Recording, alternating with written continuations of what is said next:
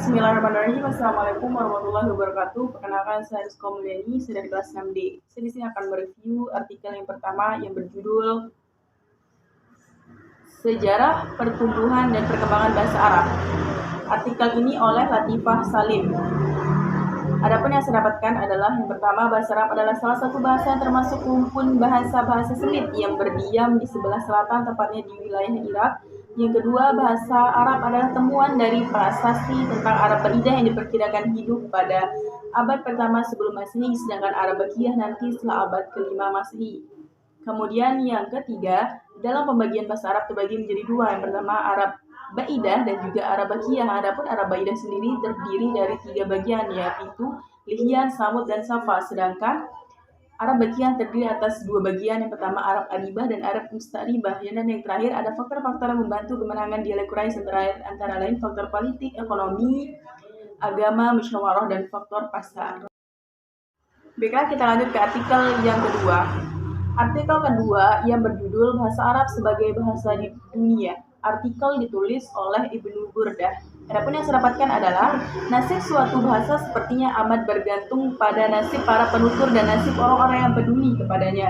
Dahulu ketika penutur Arab dan umat Islam memiliki kekuasaan politik dan ekonomi yang besar, bahasa Arab bisa dikatakan sebagai bahasa lingua franca, bahasa utama di dunia. Faktanya, bahasa Arab saat itu memang tak hanya untuk kegiatan keagamaan saja, tetapi juga digunakan dalam kepentingan politik dan juga pemerintahan, perdagangan, negosiasi, dan kerjasama antar bangsa, pendidikan, ilmu pengetahuan, dan seterusnya.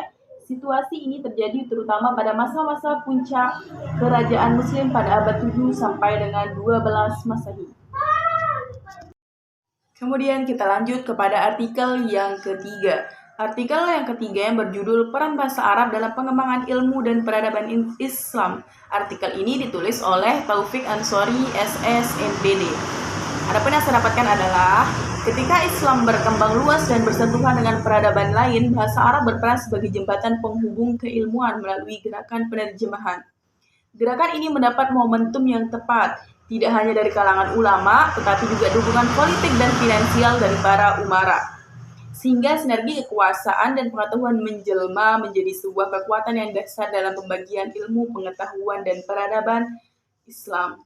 Bahasa Arab dan peradaban Islam sepanjang sejarah tidak dapat dipisahkan, bagaikan dua sisi daripada mata uang. Kemudian artikel yang keempat yang berjudul Argensi Pembelajaran Bahasa Arab dalam Pendidikan Islam. Artikel ini ditulis oleh Ambo Pera Aprizal. Adapun yang saya dapatkan di sini adalah keistimewaan bahasa Arab. Ada 4 keistimewaan. Yang pertama, bahasa Arab adalah bahasa Al-Quran. Yang kedua, bahasa Arab adalah bahasa Nabi Muhammad dan bahasa verbal para sahabat. Hadis Nabi yang sampai kepada kita pun menggunakan bahasa Arab. Begitupun dengan kitab-kitab fikih dan lain-lainnya. Yang ketiga, susunan kata bahasa Arab tidak banyak. Dan yang terakhir atau yang keempat, indahnya kosakata berbahasa Arab. Kemudian kita akan melanjutkan kepada artikel yang kelima atau artikel yang terakhir yang berjudul Esensi dan Sebab-sebab Kesulitan Berbahasa Arab serta Pandangannya dalam Dunia Pendidikan. Artikel ini ditulis oleh Nur Hayati, Muhammad Suib, dan juga Fatoni. Penelitian ini menghasilkan sebuah temuan bahwa esensi dan sebab kesulitan berbahasa Arab serta penanganannya dalam dunia pendidikan tampaknya adalah nyata.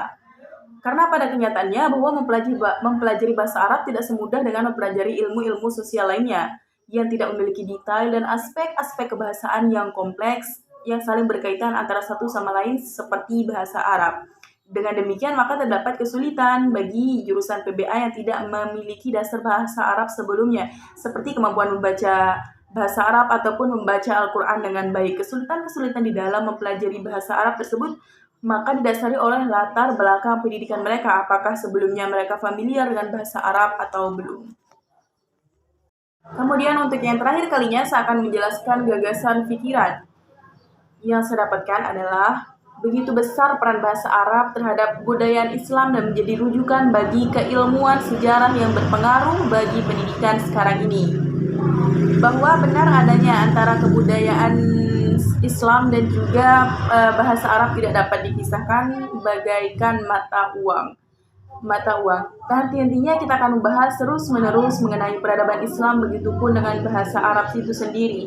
Karena peradaban Islam sangatlah pantas untuk selalu dikaji, karena mencakup ilmu pengetahuan yang begitu luasnya. Pesan saya, jangan pernah lupakan sejarah peradaban Islam. Sekian dari saya, kurang lebihnya mohon maaf. Wassalamualaikum warahmatullahi wabarakatuh.